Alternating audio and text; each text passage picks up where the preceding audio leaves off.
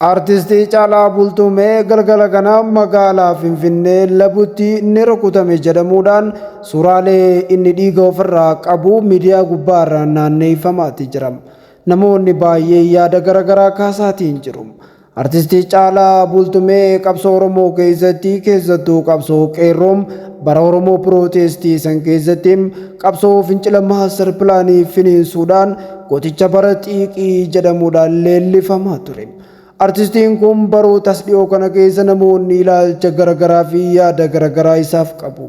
Gariin namaa isa deeggaruun gariin namaa immoo isa mormaatiin jiruun booda kana immoo akka sirba dhiisee fi aartii irraa gara amantaa Pirootestaantiitti achi makamuudhaan booda kana Yesuusiin fudhadhee hin jiraas booda sirballee lagadhee hin jira jechuun dubbatee ture.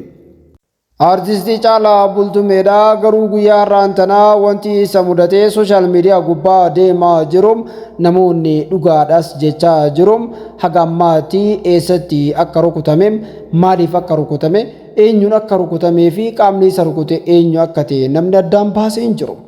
Asiin dura artistiin kun yeroo tokko magaalaa Finfinnee keessatti poolisoota magaalaa Finfinneetii wajjin walitti bu'e jedhameetiin odeeffannoon bahaa ture. Artistii Andu'aalam Gosaatii wajjin illee yeroo tokko walitti bu'uudhaan artistii Andu'aalam Gosaarratti shugguxii wahii qabatee jiru dhukaasuudhaan artistii Andu'aalam Gosaadhaa ni miidhamee ture jedhan. Yeroo miidhame sanitti artistii Andu'aalam Gosaallee namoonni isaan lameen jidduu bu'uudhaan dandamachuu isaatiis dubbatamaa ture. Artistii Andu'aalam Gosaa boodarraa dubbii isaadhaa gara mana murtiitti dhiyeessuudhaan artistii Caalaa Bultumee badii keessa jiraachuun beekamee ergasii booda Caalaan badii isaa fudhachuudhaan artistii Andu'aalam Gosaatti abbootii gadaa fi manguddoota ergee araarfatee ture. Amma immoo maaltu ta'ee artistii Caalaa Bultumee magaalaa Finfinneetti rukutame kan jedhu odeeffannoo gahaa mallee hin arganne. Artistii Caalaa Bultumeedhaa booda kana siyaasa keessallee mul'ataatiin hin jiru. Gariin namaa immoo saboota biraa kan magaalaa Finfinnee madheeffatantu jira.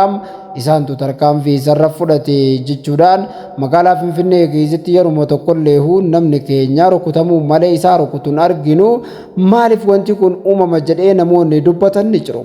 Yeroo hedduu magaalaa Finfinnee keessatti sabni keenya rukutamuu qofaayii kan jedhee gaaffii gaafatus ni jira. Artistii Caalaa Bultumee garuu namoonni isa rukutan keenyuma moo nama biraati kan jedhu haga ammaatti gaaffii namoota baay'eeti. Gariin namaa immoo jara keenya dubbiin akkas miti farsoodhaa fi waan akkanaa kana waan nama macheessaa ofirraa qannasaadhaa jedha. Akka waan artistii Andu'aalam Gosaatii wajjin gaafa walitti bu'e sanillee dhugeetiin machaa'eetiin walitti bu'eetti haasa'amaa ture. Ammallee akka waan machaa'eetti haasa'amaa jira dubbiin garamitti deema kan jedhu kan waliin laallu ta'a.